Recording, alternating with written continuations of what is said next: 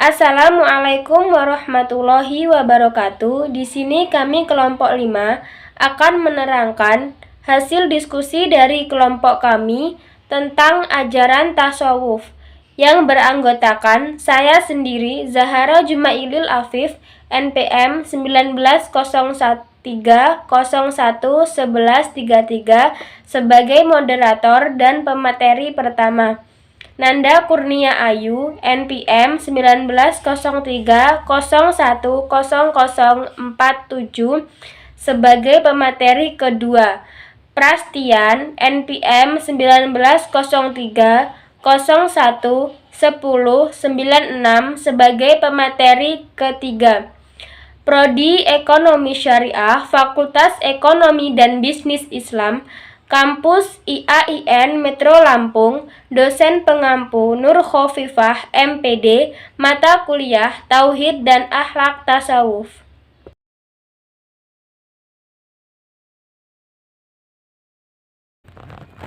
Yang pertama yaitu pengertian tasawuf.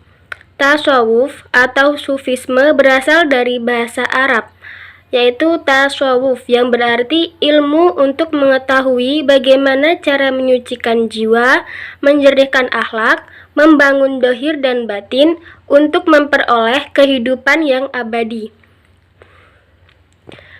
Istilah tasawuf tidak dikenal pada masa kehidupan Nabi dan Khulafah Ur-Rasyidin. Secara etimologi, para ahli berbeda pendapat tentang akar kata tasawuf. Ada 6 pendapat. Yang pertama yaitu kata sufah, yang berarti emperan Masjid Nabawi, yang didiami oleh sahabat Ansor. Hal ini karena amaliyah para ahli tasawuf hampir sama dengan yang diamalkan oleh para sahabat tersebut, yakni mendekatkan diri kepada Allah Subhanahu wa Ta'ala dan hidup dalam kesederhanaan. Yang kedua yaitu kata sof, yang berarti barisan. Istilah ini dianggap oleh sebagian ahli sebagai akar kata tasawuf karena ahli tasawuf ialah seorang atau sekelompok orang yang membersihkan hati hingga mereka diharapkan berada pada barisan atau shaf pertama di sisi Allah Subhanahu wa Ta'ala. Yang ketiga yaitu kata sofa, yang berarti bersih, karena ahli tasawuf berusaha untuk membersihkan jiwa mereka guna mendekatkan diri kepada Allah Subhanahu wa Ta'ala. Yang keempat yaitu kata sufanah, nama sebuah kayu yang bertahan tumbuh di padang pasir. Hal ini karena ajaran tasawuf mampu bertahan di dalam situasi yang penuh pergolakan ketika itu.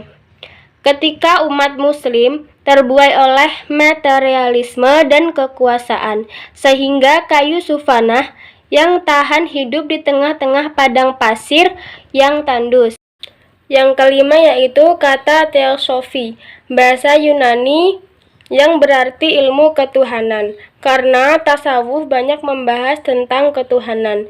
Yang keenam yaitu kata suf, yang berarti bulu domba, karena para ahli tasawuf pada masa awal memakai pakaian sederhana yang terbuat dari kulit atau bulu domba, wool.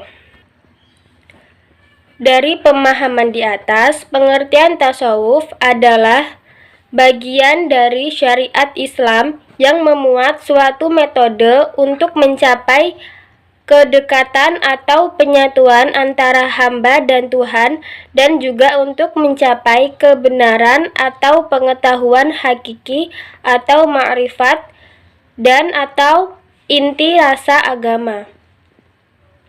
Selanjutnya akan dijelaskan oleh Nanda Kurnia Ayu.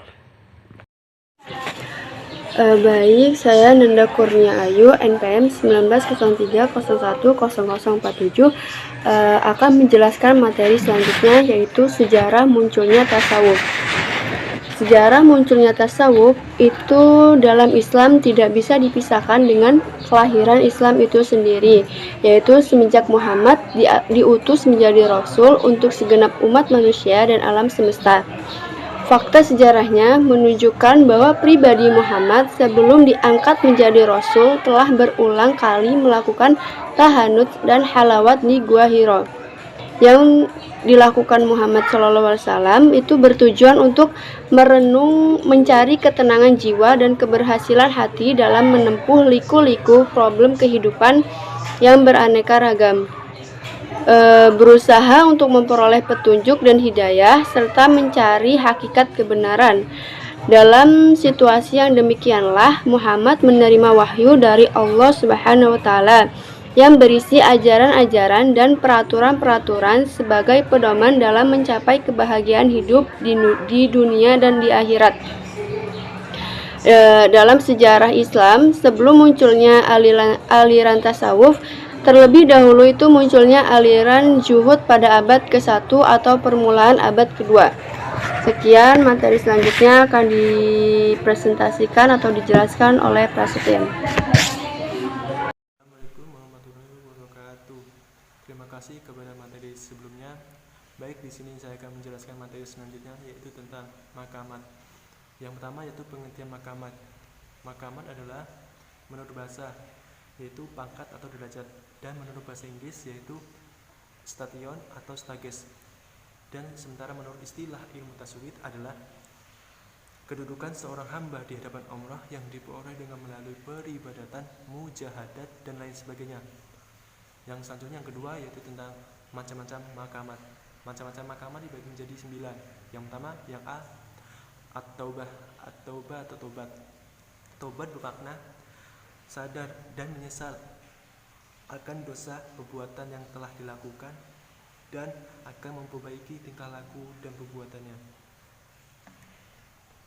Yang B, al-istiqomah. Al-istiqomah merupakan satu tahapan penting di tahapan yang lainnya. Menurut Al-Qusairi mengatakan orang yang tidak istiqomah dalam keberadaannya dan tidak akan meningkat satu tahapan ke tahapan berikutnya. Selanjutnya al-waroh. Kata waroh berasal dari bahasa Arab, yaitu waro'a yari'u waro'an, yang bermakna berhati-hati. Tetapi dalam kamus bahasa Indonesia, waroh bermakna patuh dan taat pada Allah. Sedangkan menurut ilmu tasawuf, waroh ditandai dengan kehati-hatian dan kewaspadaan tinggi. Yang selanjutnya yang di al-juhud. Secara etimologis, juhud berarti raqabah. Juhud berasal dari bahasa Arab, yaitu jahada, yazuru, dan judan, yang artinya menjauhkan diri, tidak menjadi berkeinginan, dan lain sebagainya. Dalam bahasa Indonesia, juhud berarti perihal meningkatkan keduniawian petapaan. Yang selanjutnya yang E, al-faqir. Al-faqir secara harfiah fakir biasanya diartikan sebagai orang yang berhajat.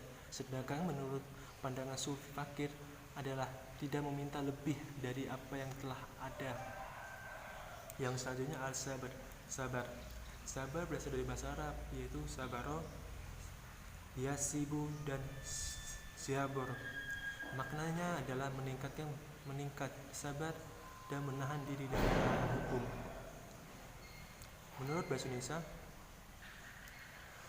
sabar bermakna menghadapi cobaan dan tidak tergesa-gesa. Di dalam Quran disebutkan sebanyak 103 kali. Yang selanjutnya G, at-tawakal. Tawakal berasal dari bahasa Arab, wakila yakilu ya wakilan, yang berarti mempercayakan. Kata tawakal itu dalam Al-Quran sebanyak 70 kali. Dalam bahasa Indonesia, tawakal adalah pasrah dari kepada Allah, percaya dengan sepenuh hati kepada Allah, dan lain sebagainya. Yang selanjutnya yang H atau ridho, yaitu ar-ridho. Kata ridho berasal dari kata radiyah, ia adalah ridwanan, yang artinya senang, puas, dan memilih persetujuan dan menyenangkan menerima. Dalam bahasa Indonesia, ridho adalah rela, suka, senang hati, perkenaan dan rahmat. Yang selanjutnya yang H, mukhamah menurut Al-Ghazali. Menurut Al-Ghazali, al-mahabbah adalah makab sebelum ridha. Kaum sufi mendasari ajaran mereka tentang cinta dengan Al-Quran dan hadis atsar, perkataan atau perbuatan sahabat-sahabat Nabi. Antara lain dalilnya sebagai Quran surat Al-Maidah ayat 54, Quran surat As-Saffat ayat 4, dan Quran surat Ali Imran ayat 31. Quran surat Ali Imran ayat 31, Allah SWT berfirman sebagai yang artinya, katakanlah jika kamu benar-benar mencintai Allah, ikutilah aku, niscaya Allah mengasihi dan mengampuni dosa-dosamu. Allah Maha Pengampun lagi Maha Penyayang. Sekian yang saya sampaikan, kurang lebihnya mohon maaf. Wassalamualaikum warahmatullahi wabarakatuh. Baik, di sini saya akan menjelaskan kesimpulan dari makalah kelompok kami, yaitu ilmu tasawuf. Ilmu tasawuf adalah suatu ilmu yang sangat penting dimiliki manusia, karena ilmu tasawuf jika kita lebih senang dan damai dan bertasawuflah, bukanlah harus dengan bertarikat, tapi hakikat ilmu tasawuf adalah pembinaan jiwa kerohaniaan sehingga bisa berhubungan dengan Allah sedekat mungkin. Itu ya kesimpulan yang kelompok kami dapat sampaikan, dan ada sarannya di kelompok kami, yaitu sebagai terisinya jiwa dengan akhlak yang baik dan kesucian jasmani dan rohani dari akhlak yang tercela. Untuk itu menurut kami orang yang bisa menjaga diri dari kedua hal tersebut juga sudah dinamakan kehidupan besar bertasawuf. Sekian yang kelompok kami yang dapat saya sampaikan. Kurang lebihnya kami memohon maaf. Wabil khusus kepada Allah saya mohon ampun. Wassalamualaikum warahmatullahi wabarakatuh.